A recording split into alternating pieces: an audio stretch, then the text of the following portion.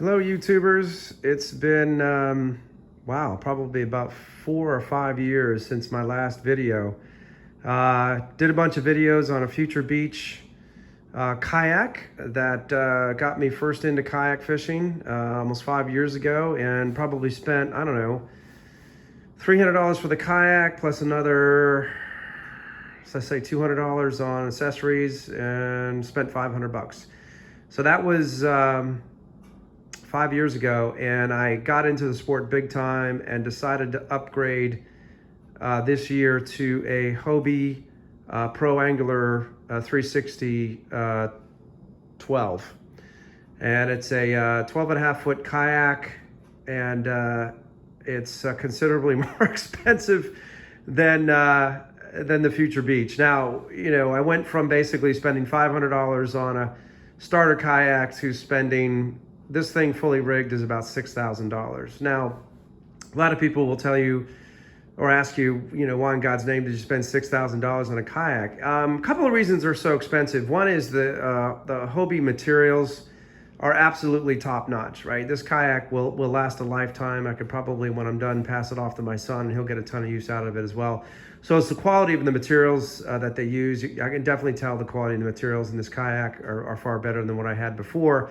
The second one is it's made in the USA, you know, so the price of labor is a little bit higher than it would be normally for other places that ship those jobs overseas.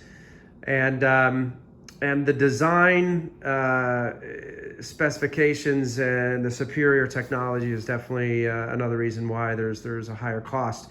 So for instance, in this kayak, it has what's called 360-degree pedal drive. So what that means is you have the ability to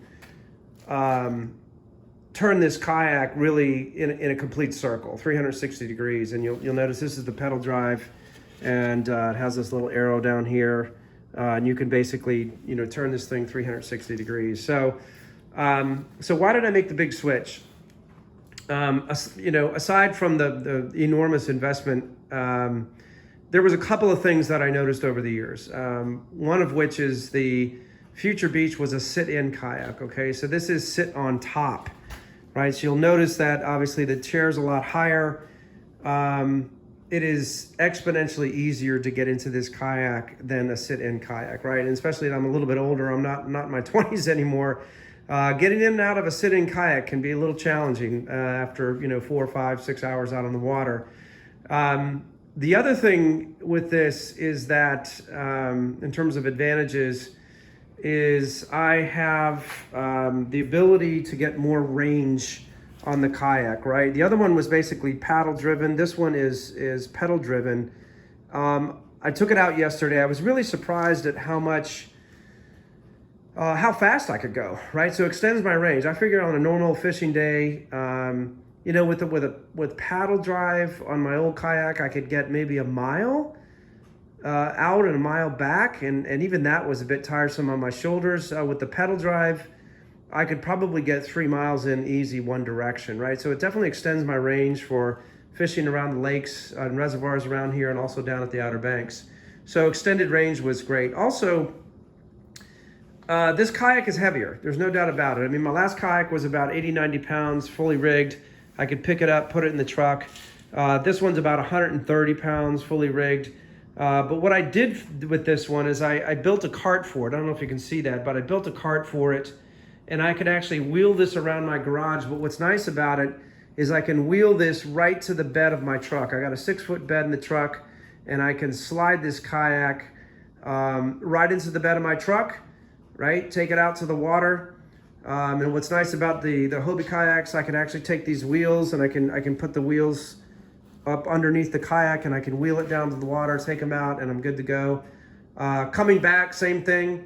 You know, I can take this cart, wheel it up to the back of my truck, slide the kayak right in the cart, and wheel it right into my garage. So it is so much easier to work with, to get it in the truck and get it out to the water. So that was another big plus as well.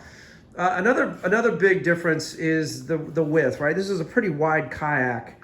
And what this gives you the ability to do is actually stand up in the kayak, you know, and when you're out there fishing for a long time, being able to stand up in the kayak, stretch your legs is kind of cool. Sometimes I just like to cast standing up.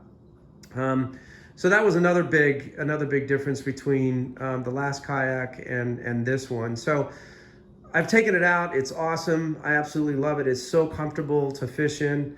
You know, another benefit of this one is just the amount of storage, right? I've got, first of all, in the front here, I have a ton of storage here.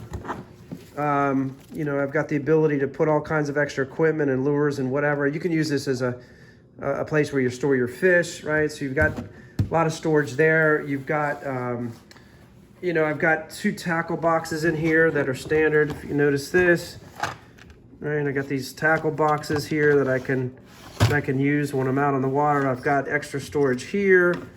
You know, I've got storage here on the sides where I can just put stuff that I need to grab when I'm out fishing. I've got this crate in the back, once again, where I can put more stuff in it. So I got tons of storage on this kayak, which is absolutely awesome. And I actually bought this little tackle box that you connect onto the rail here for just, you know, once again, more storage. You know, obviously I've got a multitude of rod holders. You know, Hobie has all kinds of accessories that you can buy for these kayaks. My only complaint with Hobie is that these accessories are frankly, I think they're overpriced. I mean, it's like ridiculously expensive for some of these accessories. And, you know, for instance, like this rail here, you can attach your rods to this rail and you can secure them while you're traveling. I mean, that's at least, I don't know, what did I pay for that? 50, 60 bucks, something crazy like that. But yeah, other than that, I mean, this thing is absolutely top notch. It's the Cadillac of kayaks, and I can see why. And I am super, super happy with it. So one of the last reasons I bought this kayak was that my sit-in kayak, I could not take it out in the ocean. There was no way, right? Because water would come over the sides and I'd end up flooding the sit-in kayak. This one I can take out on the ocean side of the Outer Banks. When water comes in over the side here, it's going to drain out pretty easily, which is nice. And it's got, you know, it's pretty high on the side, so you can definitely tackle the waves out there in the open water. Another thing, just to let you know, this, like I said, this is the Pro Angler 12, right? 12 and a half feet. Now there was a 14-foot version, but honestly, I didn't feel like I was really gaining much for a 1.5 foot length.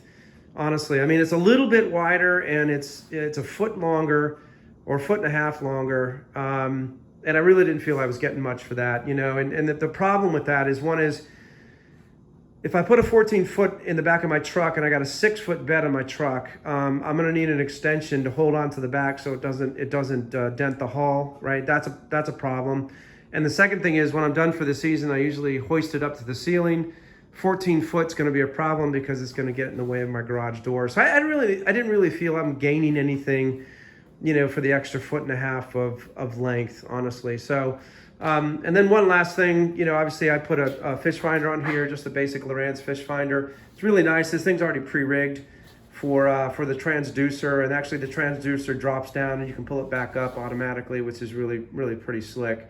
So anyways, folks, like I said, it's been 5 years, made a huge investment in this thing, and I took it out once and I'm absolutely loving it. I'm dying for winter to go away and for the early spring to come, because I'm going to be out there fishing in this thing, and it's just going to be awesome. So I'll make another video when I get out there in the water and let you know what I learned and go from there. Okay, thanks for watching.